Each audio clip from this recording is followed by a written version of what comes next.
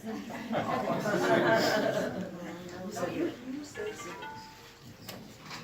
that the right length? Hey, Don't you do sit that. here. Okay. I'll just open the link again. Excuse me. It's done? All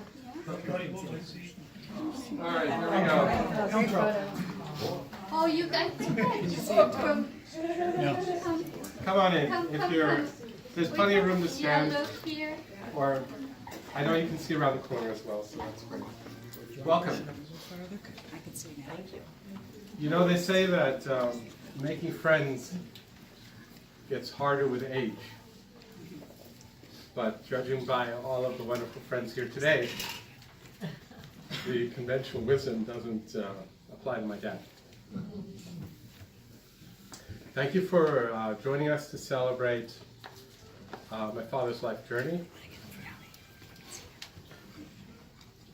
So Horst was born on March 24th, 1935, in a small town on the border between Switzerland, France, and Germany. Horst was the first child of Julius and Olga, the older brother to Guni. And Guni now lives near Vancouver, Canada. World War II lasted from 1939 until 1945, and young Horst nearly became a casualty of the war. He was playing in a field with other children when a fighter plane appeared and started shooting at the group. Having survived the first strafing round, he found cover under a nearby footbridge and was able to be there in cover by the time the plane had turned around for a second round. So fortunately, we're here to celebrate his life of 83 years. Horst was 10 years old at the end of World War II. During the years of scarcity that followed, he forged deep friendships with the surviving classmates that have lasted to the present day. So just last year, he was back in Lörrach to celebrate the annual reunion with his friends from that post-war era. Klaus was his best friend in high school. After graduation, Horst and Klaus embarked on a great biking adventure through France. And as you can see, he had still not invested in a proper set of Michelin tires. Dad was a gifted student, selected to study mechanical engineering at the University of Karlsruhe in southern Germany, Karlsruhe along the Rhine River. There's a celebration called Fasching in that part of Germany, and it was at a Fasching party where Horst caught the eye of hound trout. The other way around.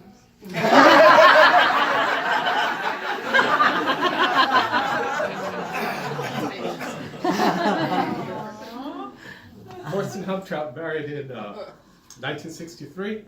I came along in 1964. My brother Achim followed in 1967. And the Kligman family went on to celebrate many a Fasching party.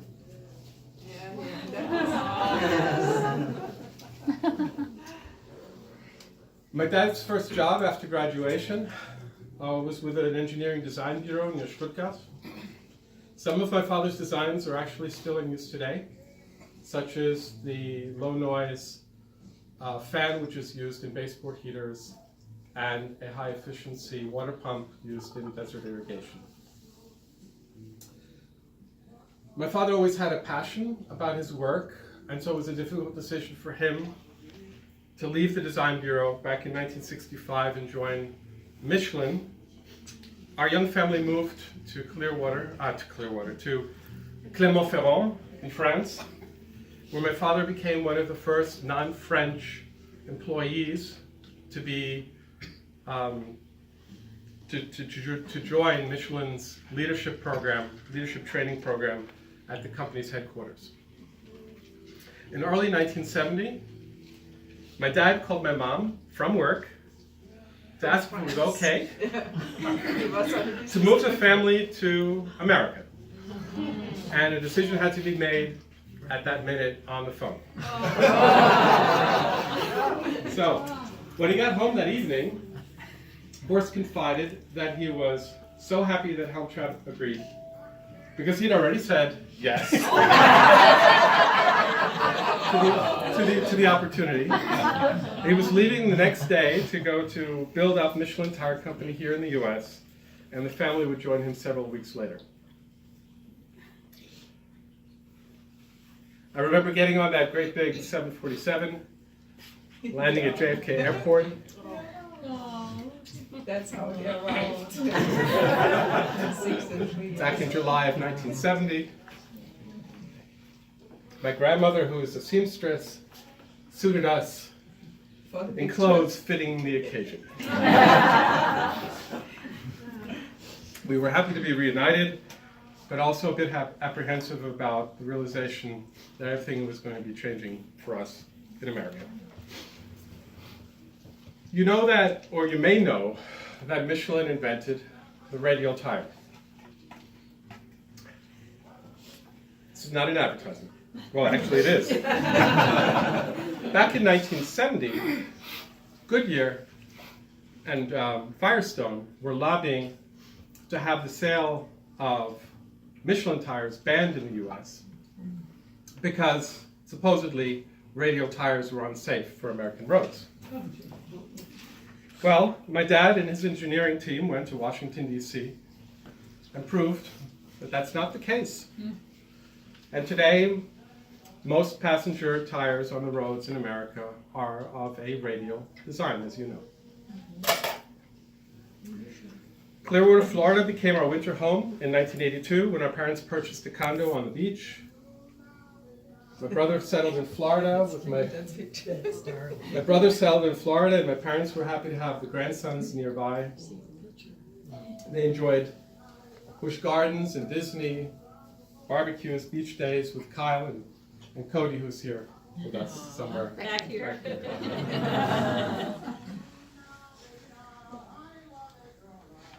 Just the other day,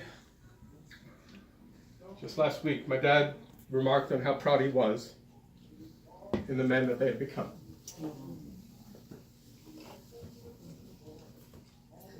In 1985, my parents moved to Greenville, South Carolina, to be close to the newly built company headquarters and factories in the South.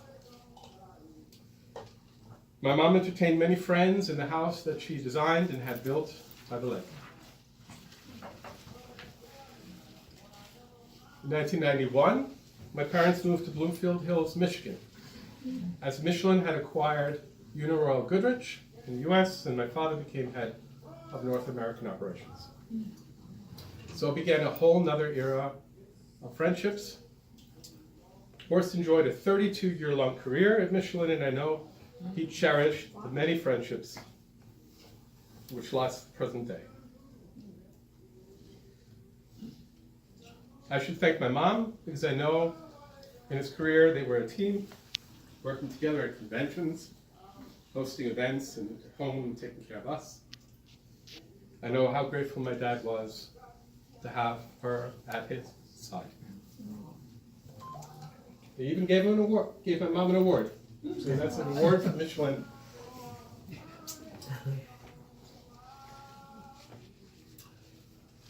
Horst was an engaging man who led from the front. He was a masterful negotiator. He remained well organized, and he was tech savvy into his 80s, working on the computer that I had set up for him. Horst enjoyed sports and was an avid golfer for many years. I know he made great friends on the golf course, both in Bloomfield Hills, in Greenville. Moving to the villages brought a new, renewed energy. Golf, of course, shuffleboard, gardening. You notice the freshly planted azaleas, roses. There were warm evenings on the square. New friends were made. Our family is really grateful to have such caring neighbors, in light of, especially in light of his recent health challenges. So, well, in other words, as many of you have said, many friends have said, Horst was just full of life. His That's Yeah. yeah. Well, his energy and his optimism will be clearly missed. Thank you.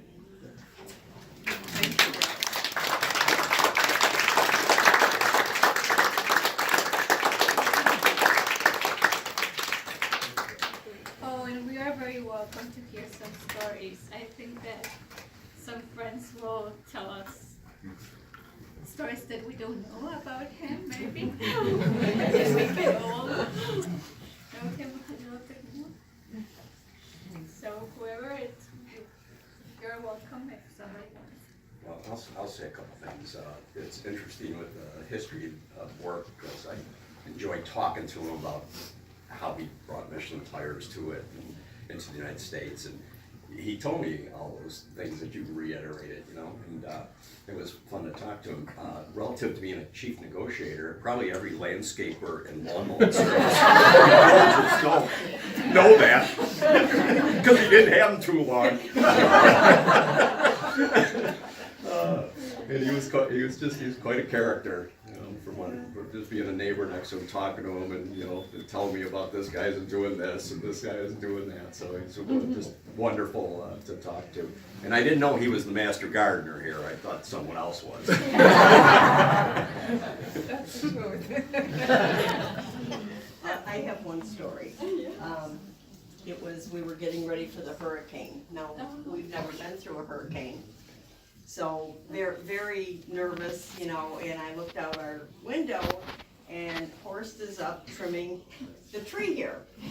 And he got down and he put the ladder down and he left it there most of the day. So I just called and I said, Horst, you know about the hurricane? Yes, I do, Carol. And I said, do you need help getting your ladder in the house? He says, oh no, I've got more trimming to do.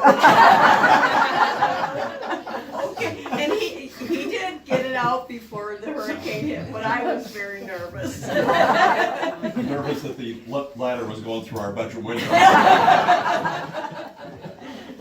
So, I remember him all the time. See, I'm Ralph too. But I'm Ralph too. Not Ralph 1, Ralph 2. I used to get calls all the time. And I called, well, this is Oh, his Hoss. phone, right? And I'd be talking to Hoss and I'd be sitting up nothing. I said, what the hell is Hoss calling me now for? And I'm talking for a minute and he says, you know, Ralph too. Ralph 1, but here I am talking, and he's just been doing it time and time again.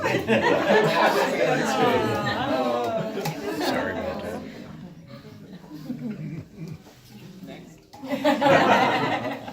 I just remember one day I was out walking and the paper gets thrown out, you know, at like 5 in the morning or whatever, and this was maybe like 10:30, 11. I'm thinking, well, they've got to be down at the beach because the paper is still out in the driveway. So I just came up and put it on the front porch. Well, I didn't even get a chance to turn around and go back when the front door opens and the horse says, oh, and I mean, we probably stood there and talked for half an hour. Just, you know, simple thanking me for the paper, but he couldn't be any nicer or friendlier without you asking. I mean, he was just a sweetheart. I think that's why he left it, so that people would come. Jerry took it back out. Wait for the next person.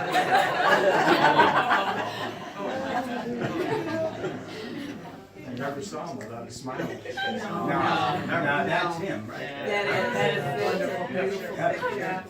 Yeah. Back in 1989 is when I first met Horst. I was working at Michelin. He worked in one division, I worked in another division. He walked in my office one morning and he was looking at his watch. and it said it was about 10 minutes after 8. So I remember that time specifically because he walked in, and he sat down, he introduced himself, and he said, "Hi, my name's Horst Klingman." And I said, "Well, nice to meet you. Pleasure." I'd never met him before. And he said, "Do you want a job in original equipment sales working for me?" And I said, "Well, tell me more about it." He said, "Would you want the job or not?" He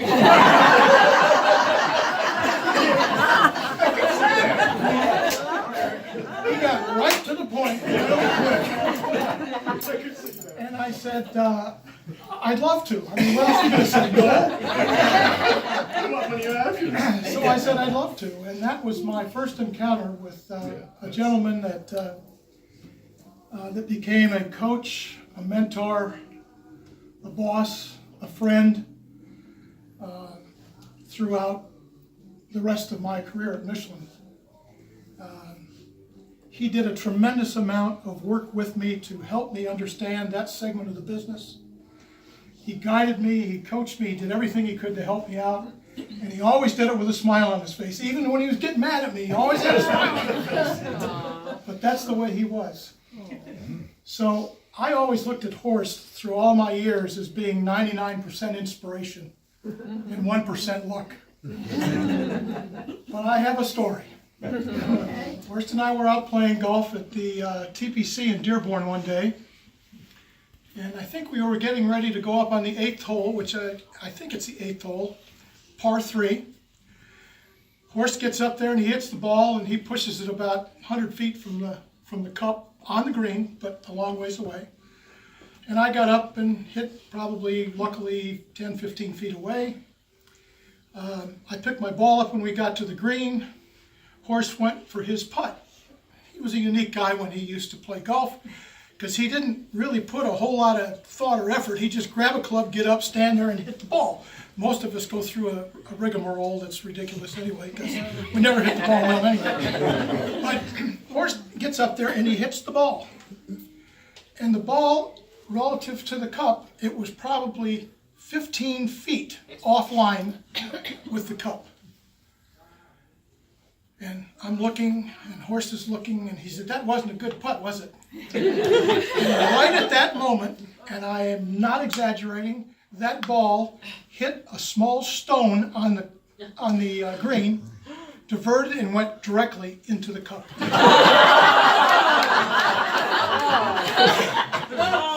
So I went out and I had a plaque made for him on a desk set he could put on his desk that said 99% luck, 1% inspiration.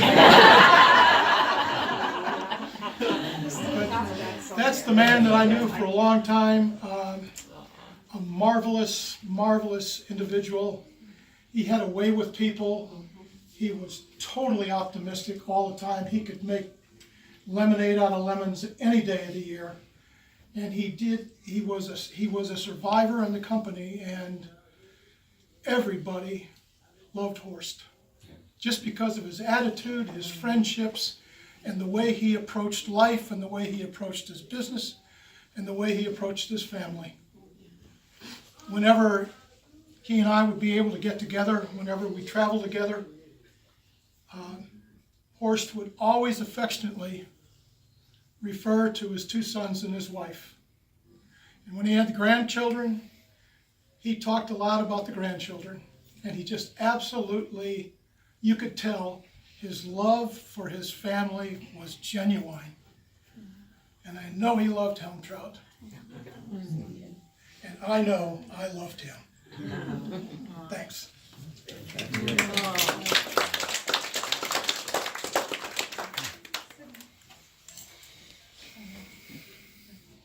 Tough to top that one.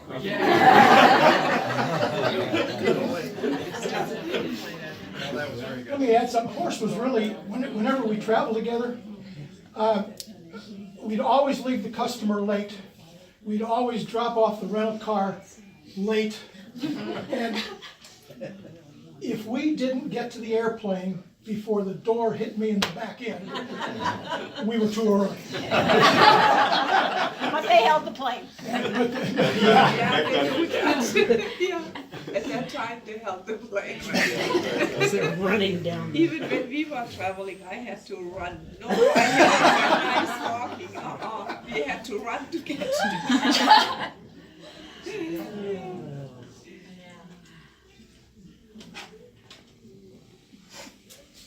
The only thing I have to say is that I had, my dog died in July, and Horst was my dog's favorite person in the world. You know, it's like, I'd walk him down the street and he'd be outside and I lost my arm. It's like the two of them loved each other. Horst always had time for Jackie, and Jackie just adored him.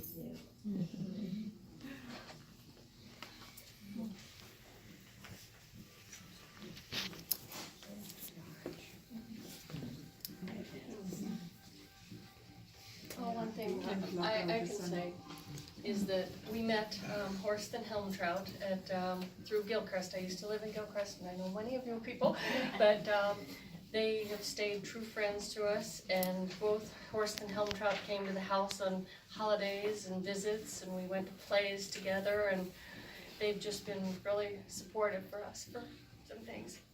So I'm gonna miss them. We all will. But we all been blessed by knowing him, Absolutely. you know. Horst had that amazing life and energy and everything we're all talking about that almost makes it feel like he's about to burst out of that back room and be the life of the party. I've known him since I was very young. I'm a year older than Ralph. My brother was Ralph's best friend growing up and spent countless sleepovers and trips to a great adventure with the Klingman family. They ate at Beefsteak Charlie's every week, and I was often invited to join in. The generosity and warmth of the family is overwhelming. It's just an amazing thing. My own personal favorite book, if I had to pick one, is The Little Prince. And how many of you have read that book? It's sold very fittingly in the children's book section, but it's really a philosophy book. And there's this little prince that travels through the universe, and he sort of marvels at how misplaced people's priorities can be in life, and how grown-ups see things versus how children see things, and so on. And he's like, it's so strange when grown-ups meet each other, they to try to understand what kind of a person they're dealing with. They want to know what job they work or what kind of house they live in. And it's like, wouldn't it be more telling what the sound of a person's laughter was like? And I think that Horst, for me, for a lifetime, from ever since I was small, when I think of him, I think of that booming, enthusiastic laugh. His laughter just defined him as a person for me.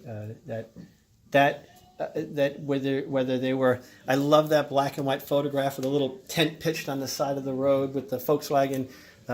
Whether he could afford a luxury cruise or pitch a tent on the roadside, he's a person who really lived life to the fullest and really loved life and shared that enthusiasm with anybody. And I think knowing him made anybody a better person themselves. I know it's made me a better person, and I loved him too, and I'll miss him forever. And like I said, it feels like he'll always sort of be with us because he had that kind of an effect on everybody who knew him.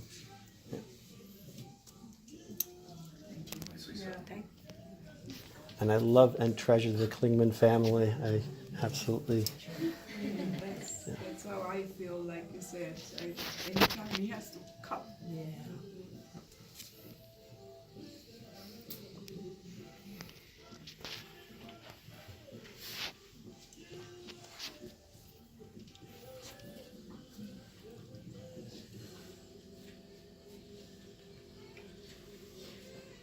He's smiling down on everyone now. Absolutely. Can we take this? So why don't we go back into to have something to eat and Yeah, something the to buffet is drink open. and celebrate. There's a guest book as well if you wanna. I think it's toast. Yeah, toast would be good. Toast to Prost. I get so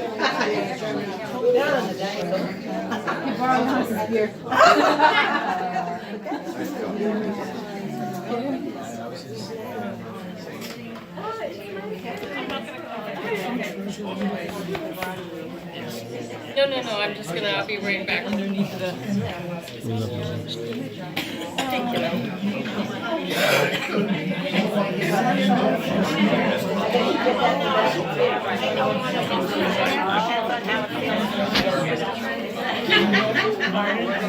Probably.